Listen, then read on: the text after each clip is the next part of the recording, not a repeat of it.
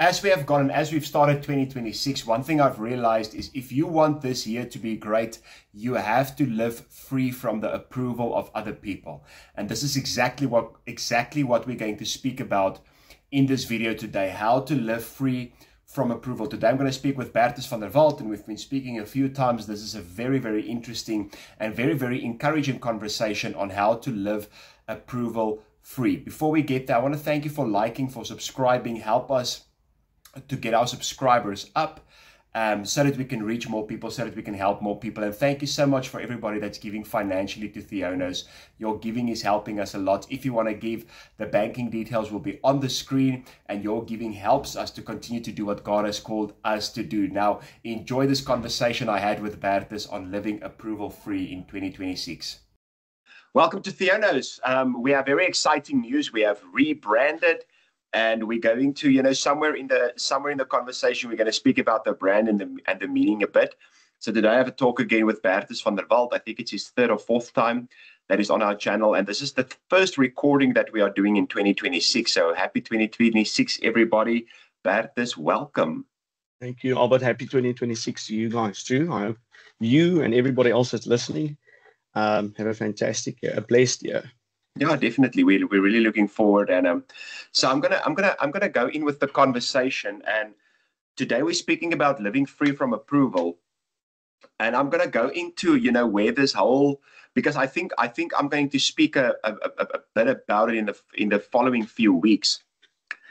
Is in the December holiday, as I was in prayer, God gave me this word of consecrate and separate. And consecration means, withdrawing yourself and spending more time with God. But separate was specifically focused on separating from some people. Now, here's the interesting thing. It's not because they are bad people. There's a story in the Bible where flies the whole time now. There's a story in the Bible where it's the story of Adam and Eve, where they ate from the tree that God said, do not eat from. Now, here's a very interesting thing. The Bible says when Eve saw that the tree was good for fruit, she ate. She didn't see the tree was bad. She saw that the tree was good.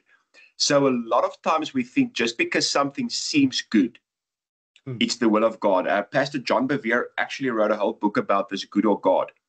So a lot of times we have to separate ourselves from people, not because they are necessarily or inherently bad people, but because they don't understand and they don't help us grow into the person or into the calling that God has for us.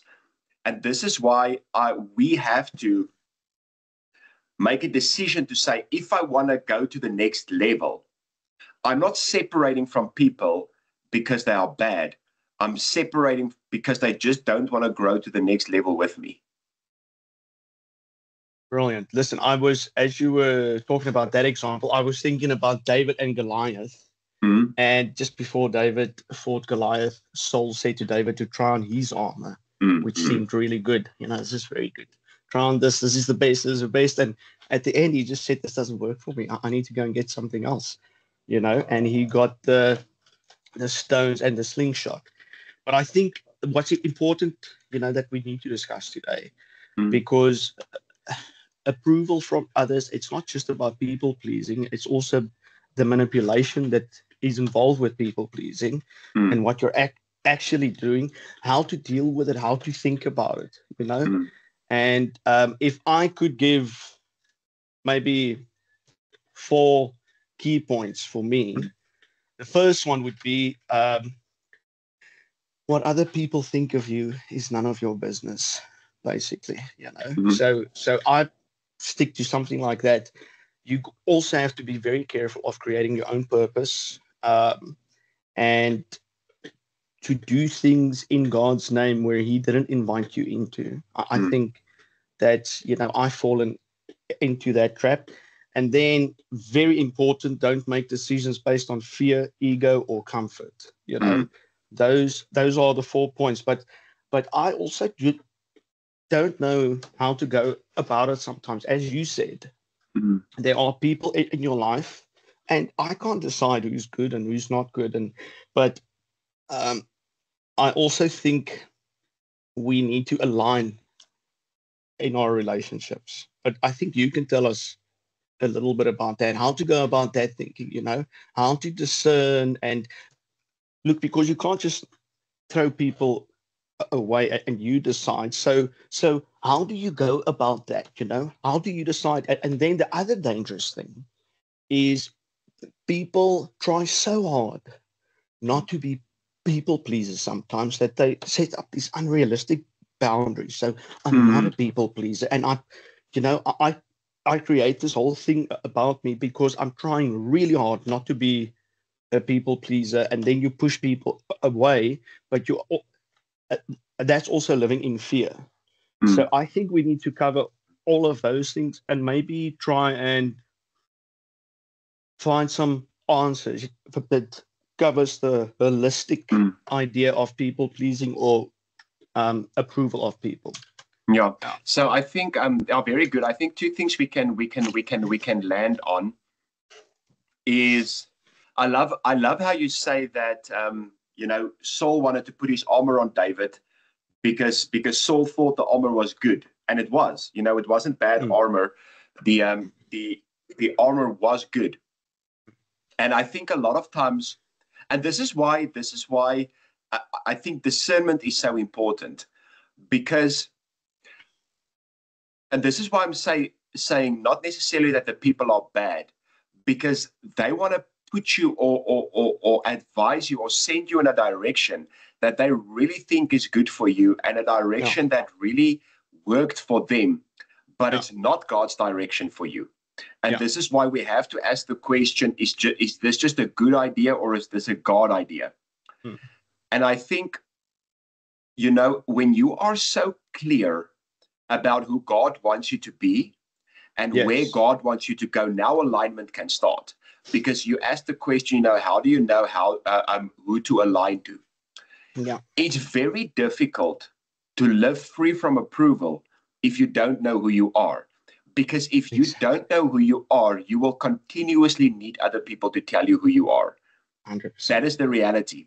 If you know who you are and you know what you are called to do, then you will ask the question, but the person that I'm allowing close to me, is this person aligned with my authentic gifts, calling, and personality, or are they not? Now, and I think another thing is, like, also you mentioned it, is being your authentic self doesn't mean you decide who you want to be, and just for the sake of not being a people pleaser, you are just different on purpose, because that's not what authenticity is, or you just shut everybody out on purpose.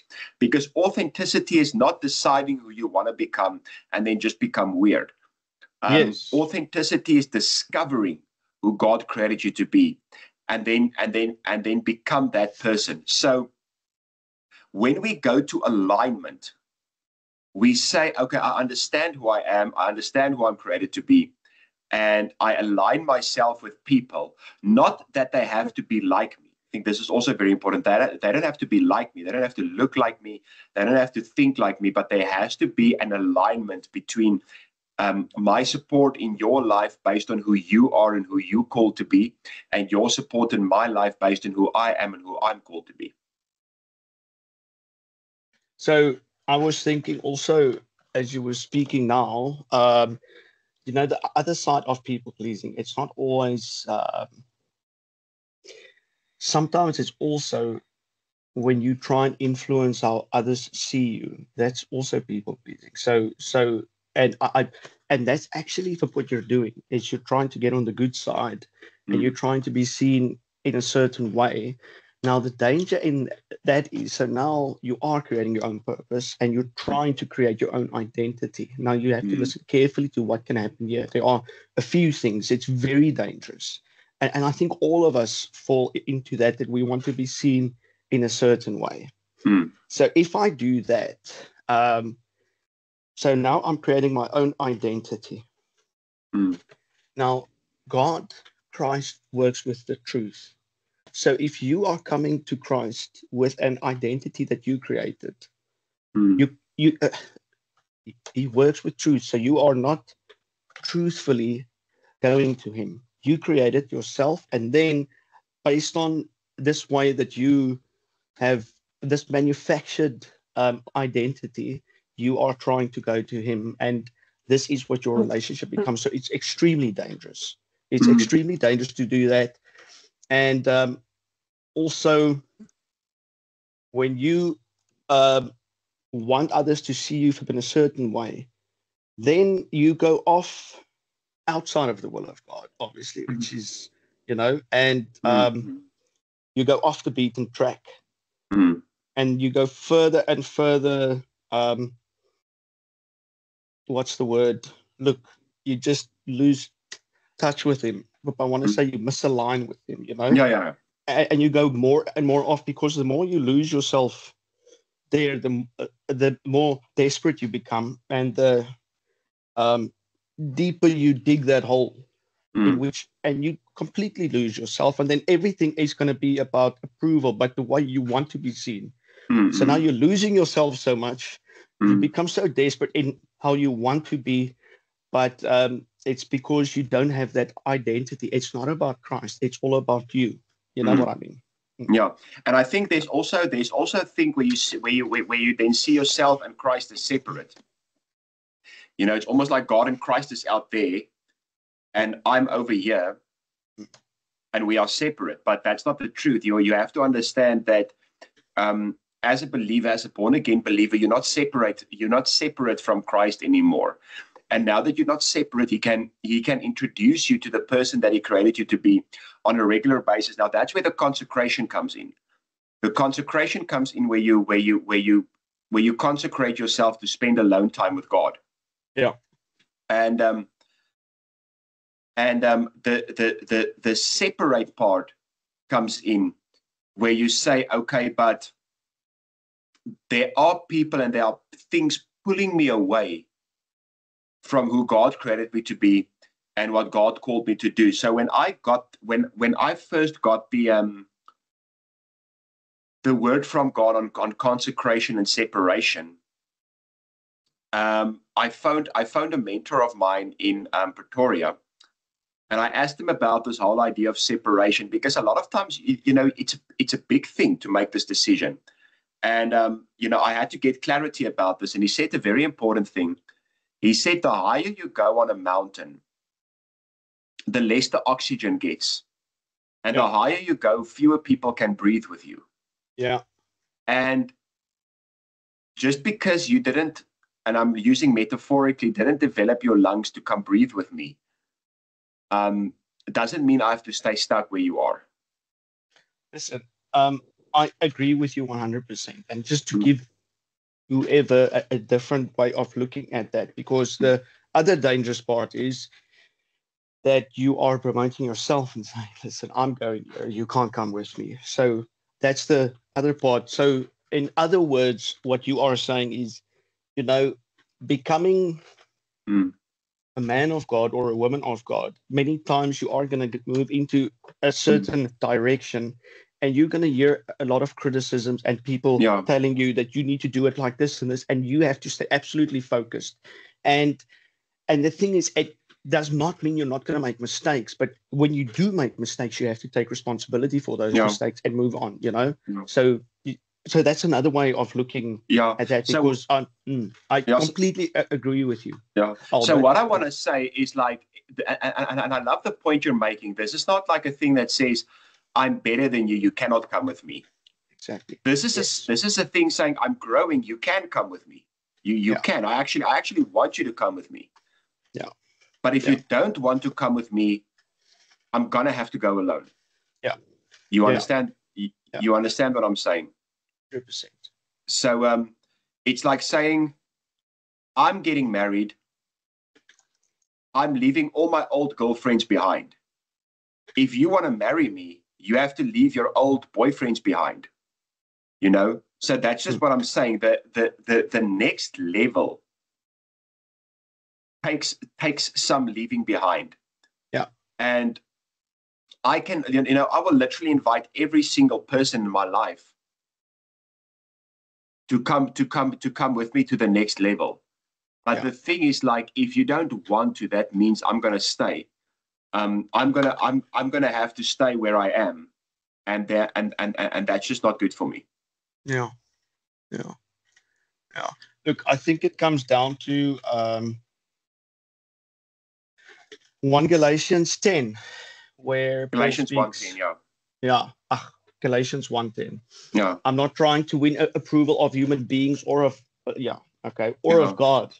Yeah. Or am I trying to please people? If I were trying to please people, I would not be a servant of Christ. Yeah. Now, I think that just indicates how dangerous it is also to please people, Yeah. and the kingdom of God.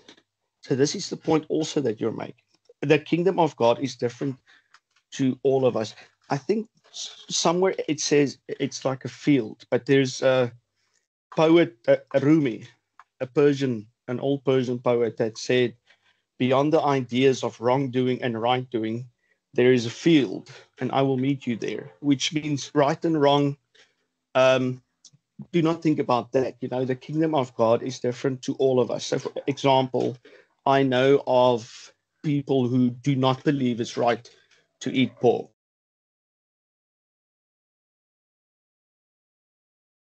Other things, and that does not mean I'm right, they're wrong, I'm right. It just means the kingdom of God, our identities are completely different. For example, I don't believe alcohol is wrong. I don't. For me, it does not work for me. So the kingdom of God is completely different to us all. But as soon as you start serving people, you are going to lose that identity and that uniqueness and that authenticity, and you cannot be who you were created to be. I think I spoke to a friend of mine, and we could agree that your purpose is who you were created to be. Yeah. So that's living out your purpose, serving out your purpose. But it takes a lot of discipline, self-discipline in the way you think, and a lot of self-discipline in what you cancel out, who you listen to, where you lean towards. Because in the moment of weakness, when I'm extremely tired, I've seen that I agree to things that later on I'm like, oh wow, how did I agree to that? Why did I laugh about that? So it takes extreme discipline. Sometimes you need to be very boring. Sometimes you need to be very old school and old fashioned. And other times, you're going to be way ahead of your time, like high tech thinking almost, but that does not mean you're wrong. Yeah. So I think I think the example of the alcohol is a very good example because now I can use it. So you deciding, you making a decision. I'm now going to bring it back to my own life as well. You making a decision to stop drinking alcohol doesn't mean you're going to cut ties with everybody that drinks alcohol necessarily. But it does mean that if you communicate to people close to you that I've decided to stop drinking alcohol, and people say the whole time, yes, but just have one drink with me. Why don't you just do that? Now you're going to have to cut ties, because now you're saying, I have made a decision to stop drinking alcohol, because for me to go to the next level, this might not be the reality for everybody. Yeah. But for me to go to the next level, I have to stop drinking alcohol. Yeah. So if you try to convince me the whole time to drink something, now I'm going to have to say, okay, great, you cannot come to the next level with me. You can drink something if you want to, but if you keep making me feel bad of the fact that I don't. So my personal problem was always food and overeating. Yeah. So there are certain things that God told me. One thing is to stop using fat burners, for instance, because I got addicted to it. Right? Excuse me. No problem. So do I believe fat burners are wrong? No. Do I believe pre-workout is wrong? No. But I have a revelation that I shouldn't use those stuff. Now, I'm not saying I get it perfect all the time. Like I never buy like a can of pre-workout. And I very, very rarely use it. There are times where I'm like really, really tired and I'll go to gym and I'll buy a single serving, but it's still disobedience because God told me leave it, right? There are certain things that God told me to stop eating. Now, I don't know if this is for a season or forever, right? But the things that God told me to stop eating are things that I cannot stop eating. Yeah. Like packets of chips and things like that. It's got no nutrition, Yeah. and I cannot control myself. I really become uncontrollable. Now, Yeah. am I succeeding 100% of the time? No. But I'm growing. But if I tell you, if I come visit you and I say to you, okay, you know, we can have a pizza together and a piece of cake together, you know, because I'm not saying we may not eat anything wrong, but you know, there's self-control. If I say to you, okay, we can have pizza and I can have a piece of cake, but don't give me a box of Astros and a packet of chips, because you know I'm at a stage of my life where I realize that if I start eating those things, I start to overeat and I cannot stop, and it feels like God told me to stop. And you keep on saying, but just have one chip, just have a few chips, just try this chip with this dip. Now I'm thinking, but I've communicated to you what is my goal. I've communicated to you what God has told me to do.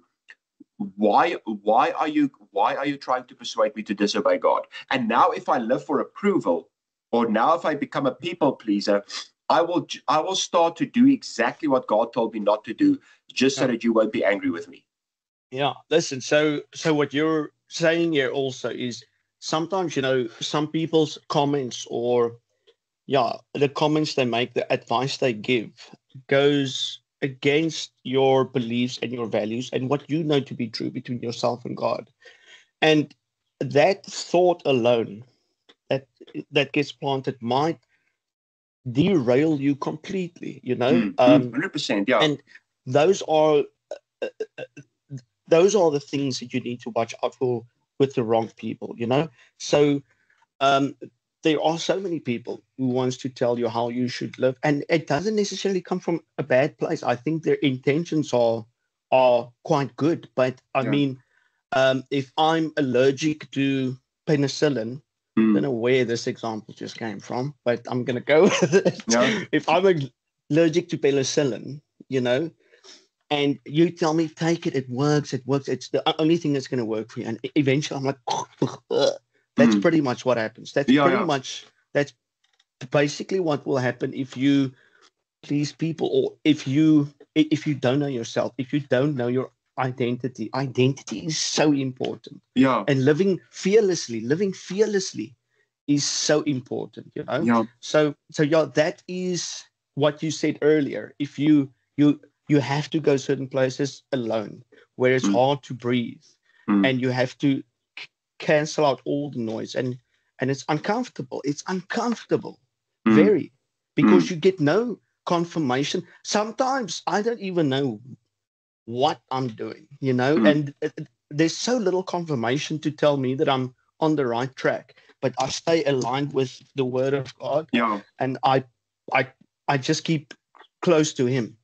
You know what I do? And then what advice, how can you tell people? So what do you do in these situations? Love, perfect love. Yeah. Perfect love, you know? That's how you deal with it. That's how you deal. You don't have to fight back. You don't have to judge. None of those things. Read 1 Corinthians 13 of perfect love. That's how God deals with us. But I'll say a little bit more about that just now. Yeah. What do you want to say? I actually want to go through a scripture quickly. Okay. And it's in Psalm 1. Okay. I'm going to read verse 1 to 3. And I think this is for the scripture that God has given me when he spoke to me about consecration and separation. It says, blessed is the man. Now, I think the first question we must ask about this is, do we want to be blessed? And now it says, blessed is the man who. Now, he will say, you will be blessed if you do this. Blessed is the man who walks not in the counsel of the ungodly, nor stands in the path of sinners, nor sits in the seat of the scornful. So now he's telling you, if you want to be blessed, you should stop doing this. Yeah. And what you should stop doing is sit in the counsel of the ungodly. Now, what is ungodly counsel? This is a very interesting question. Ungodly counsel is literally counsel that sends you in a direction that God doesn't want you to go in. It doesn't mean it's a bad direction. It's just a direction that God doesn't want you to go in. Sure. Right? Sure. Yeah. And then it goes to say, but his delight is in the law of the Lord. And this is just what you said right now. I want to align myself with the word of God. His delight is in the law of the Lord. And in his law, he meditates day and night. Now, meditation, I was listening to this one scientist, and he said that the scientific, and I don't even think this guy is a Christian, but he said that the scientific definition of meditation is to become familiar with.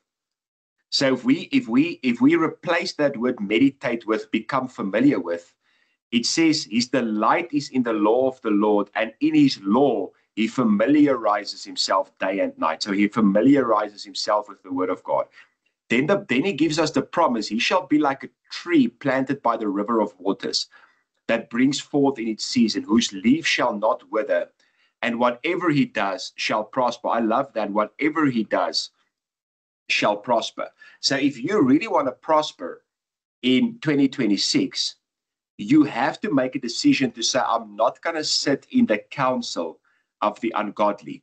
And ungodly counsel doesn't mean bad advice. It just means it's advice that sends you away or sends you in a different direction that God wants you to go in.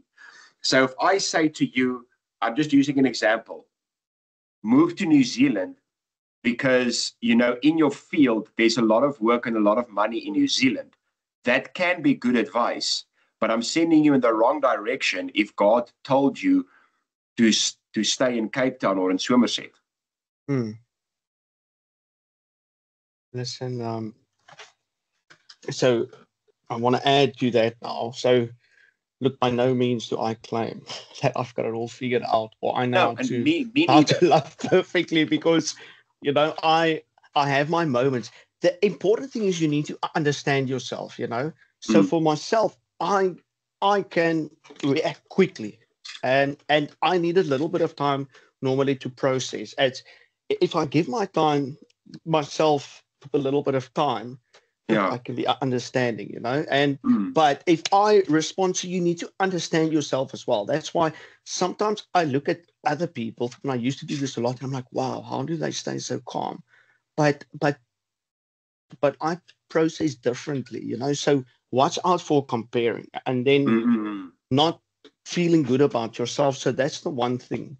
But if you don't know what to do, so I don't always know what to do. And because I need a little bit of process time, I need to take myself to perfect love. So, and I'm going to explain to you why, because I have felt sometimes, God is perfect.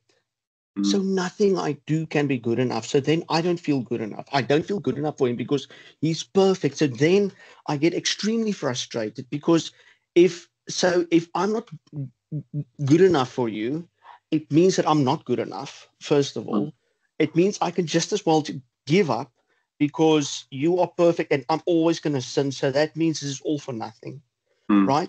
I've been there with that, and I've asked God about that. So how do I go about this, because I don't feel good enough for you.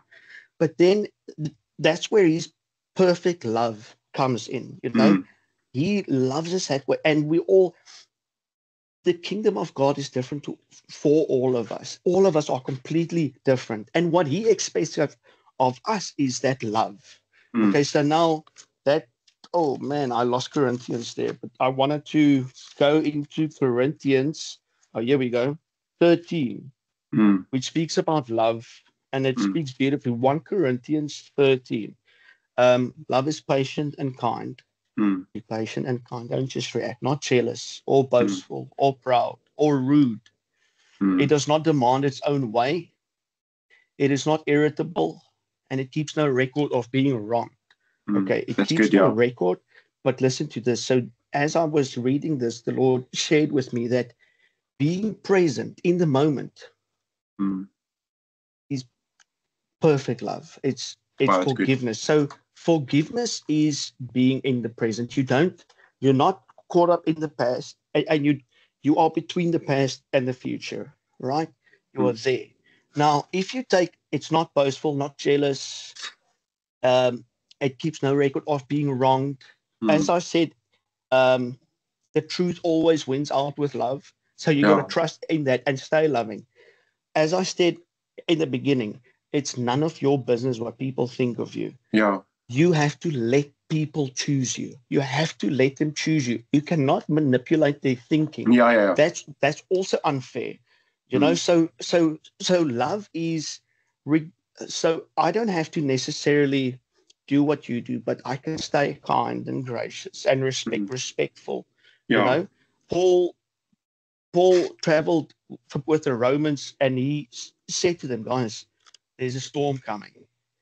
And they said to him, we have to go. And he didn't say a word, but he didn't just leave them. He went through the storm with them, you know. But it doesn't necessarily mean he had to believe what they believed, always do what they did. But he remained loving, and he stayed there, you know. He didn't just write them off. Yeah. So love. So I love what you say about this, because I think also what I'm saying is, I'm not at all saying that, you know, if you want to grow to a different level, you should be ungracious in a way that if somebody makes a mistake, or if somebody is not perfect, or if somebody is still on their own journey, you just write them off. That's not what I'm saying. What I am saying is, if you clearly communicate to people, this is where I'm going, and they make comments or they give advice that sends you in a different direction or breaks down the direction you're trying to go in, that's where you have to say, I cannot take it to the next level. I'm not speaking about perfection. I'm not speaking about, you know, Phariseeism, because actually the word Pharisee means the separated ones. Yeah. But they were separated towards the Jewish law. Sure. That's not what we're saying. We're saying be separated and set apart to the gracious will of God in your life. Yeah. I have a lot of people who are very close to me that aren't perfect. Yeah. But they really support and encourage me to keep doing what God has called me to do. Now, those people I can take with me. Sure. But if I communicate to people what God has called me to do, and they or what God has called me to be, or what God has called me to stop doing, and it's almost like as if they like, no, but you should not do that. You know, then I have to say, for me to really do and be who God created me to be, I have to leave you behind. Sure. And look, it becomes life-threatening if you just let it all in. It's almost as if, let's say there's someone I do not get along with, and we haven't spoken in some time, and then they come and knock on my door, I'm going to let them in, you know. But if that person stands there with a knife, I'm not going to let them in, because it's life-threatening, if you know what I mean. So you have to look at it like that sometimes, you know. Certain people are really just not good for you. It doesn't mean they're bad, but it might be a really, really bad place, and they might have a very obscure way of how things work. And I can say I was there because I was there, and I know that I had a very unrealistic, the way I saw things, it was not healthy, and I wouldn't have let me into my life then, you know. So with all due respect, you know, but but I was still loved by people. People still loved me, but it's not, you know. You got to be very careful who you let in your life. You got to be because if somebody steals your peace, and if somebody steals your peace with God, your prayer time, you know, that is not something you can allow. You cannot allow that. Yeah. And I think a very interesting thing is that sinners didn't steal Jesus's peace, but Pharisees did. Explain that a little bit. So for me, it was like the Pharisees didn't want to connect to Jesus's mission on earth. So the Pharisees wanted to stop Jesus's mission on earth. The Pharisees wanted to kill Jesus's mission on earth. And Jesus was like, I cannot be close to the Pharisees, because the Pharisees doesn't support what God has actually called me to do. Where at the other hand, sinners were there with Jesus saying, like, you know, although we are sinners, Um, it's almost as if the sinners were just part of his mission, and his mission grew, and his mission expanded Yeah. because of him sitting with sinners. That was like why he was coming. So what we are saying, we're not saying, if somebody struggles with something, or if somebody is in sin, don't spend time with that person. That's not what we're saying. A lot of times God will call you to be close to the sinner. Yeah. What we are saying is the people who are deliberately making comments, or not even maybe deliberately, sometimes even accidentally, making comments and doing things to derail you from your path. Yeah. That's where we need to say no. Sure. It's like saying, let's go for pizza, me and you. Yeah. And now I order 2 glasses of wine. And I say, I've already ordered you a glass of wine. And you say, but I told you like 3 times I stopped drinking. And I say, yeah, but 1 glass won't do anything. It's not a sin to drink. Yeah. That is dangerous. Very. Yeah. Especially after you told me. If you've never told me, I would say, oh, I'm sorry, I didn't know you made this decision. Let me give it back, or whatever.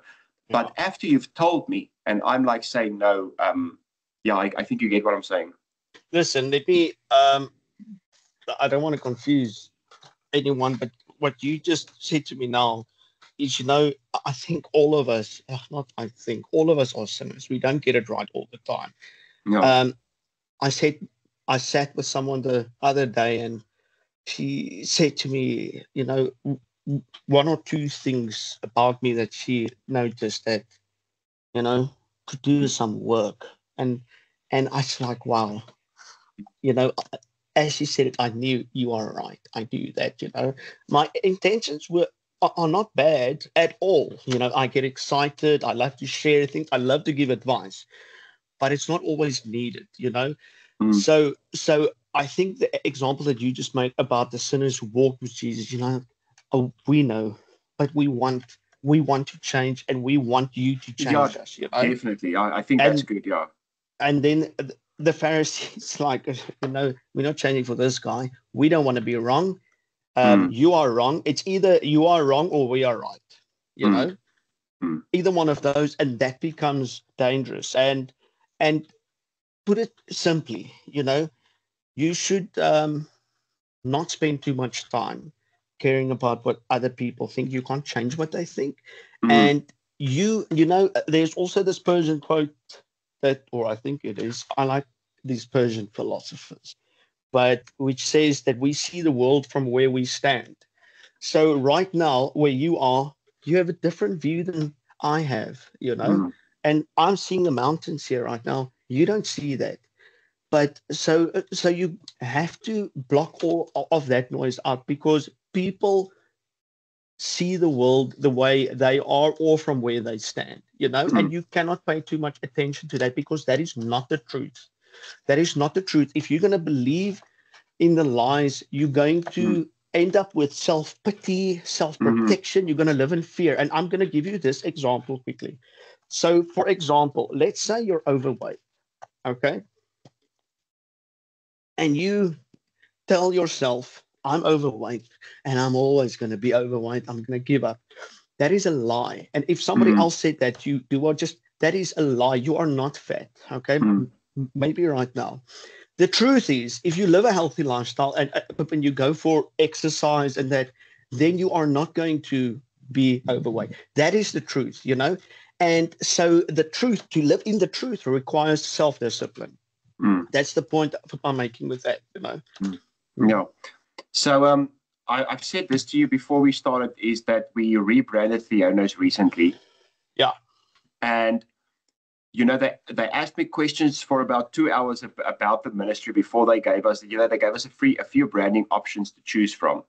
But what was very interesting is they gave us a slogan, and the slogan was leave. Yeah. And it was just leave, Yeah. And they explained to me, and I really, really love it. I was really blown away, because they explained to me that because Theonos means the mind of God. And, if I wanted to put it in a more accurate explanation, Christ-like thinking. That's basically the idea with the idea. That's my Afrikaans coming out. The idea with the word Theonos is Christ-like thinking. Yeah. Because your thoughts shape where your life goes. Yeah. Right.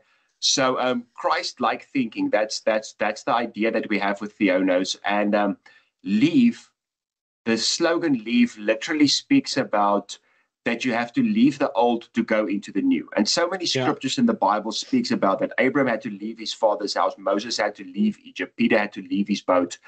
You have to lay off the old man and put on the new man. And one thing we have to realize is if you want to go to a different level, you have to leave the old level. Yeah. And what I'm saying is, if people don't want to leave with you and climb with you, that doesn't mean you're judging them or saying they are bad, or you say I'm better than you. It's like saying, if I want to lose weight and you want to eat chips and hamburgers the whole time, I cannot eat with you the whole time. I'm not judging you. I'm not saying you're a bad person. Yeah. I see it just quickly, Albert, is let's say I'm climbing up a ladder and you keep on trying to pull me down. Yeah. You know, if I can't pull you up to come with me, I'm not going to stay there with you. I cannot do that. So I'm going to move on. And that's the long and the short of it. You know? Yeah. So I basically want us to end with this and land with this is, if we want to, because I believe every single person doesn't want to stay at the same level. I just believe that about you, about humanity, or that's what I believe it should be. You know, I don't think anybody should be at a place in a new year, because a new year is God giving us a new opportunity and a fresh start. Yeah. So I don't think anybody should be in the beginning of the year like, I just want to go to this. I just want to stay at the same level. I don't want to grow anywhere. Yeah. So living for the approval of others, you will say, I want to grow, but will people approve of me if I grow? Exactly. I want to grow to a different level. So here's the thing, and you know this. If you drink a lot, now again, I'm not saying I've anything at all against drinking in a healthy, moderate way. There are people who are called and told by God to abstain from alcohol. So if you are in a place where you're like around people who like to drink, who like to get drunk, and God specifically told you, I want you to stop, I want you to get out of this environment, most people there won't support you. And you probably know this because you've been there. Most people won't be. Most people probably will be like, no, but just have a drink with us, just do this with us, just do this with us.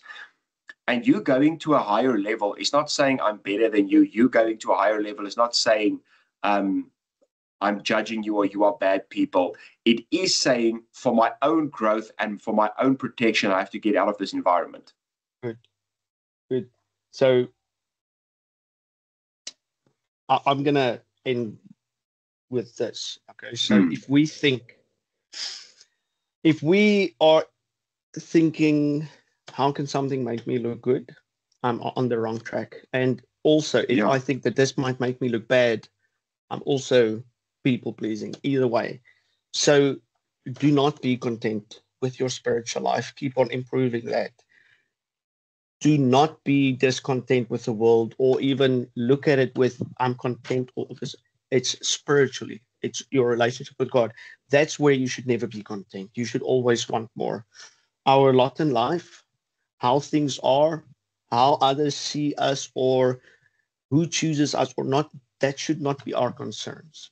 You know, only what Christ believes about us is true, and what he thinks about us. So I normally just say like this, please God and help people. Yeah. Baptist, thank you so much. This was amazing. I think this was a very, very good talk for the beginning of 2026, because I believe, a lot of people have goals, they have areas they want to grow to, they have things that they trust in God for, but they still stay in the same environment. And Cynthia Garrett once said, if you want to change your life, you have to change playgrounds and playmates. And this is That the, is and this is, fantastic. You should have started off with that. Yeah, very good. yeah, but I Very good. actually only remembered it now. Oh, So, it's so good. yeah. Very good. Yeah, and I have to say thank you personally for being my friend. You know, Yeah. you are definitely somebody that supports me and helps me to go to the next level. So I have to say thank you for that, because Yeah. I also think just as much as you should let go of some people, you have to cling to some people who are actually helping you going to to go to the next level. So I want to thank you for that. Yeah, sure. And thank you, man. I can just say thank you back, and I've thanked you many times and told you how much I love you and appreciate you. So yeah. And then also for 2026, there's in Thessalonians, Paul speaks about may you have complete knowledge of his complete knowledge of his will and spiritual understanding, you know. Mm. And that's my wish for you and for everybody else that's listening for the rest of this year. Yeah. Thank you so much. And thank you Um, for everybody that was listening to our first recording of 2026. We love you and we are excited to see you again. May God bless you and goodbye.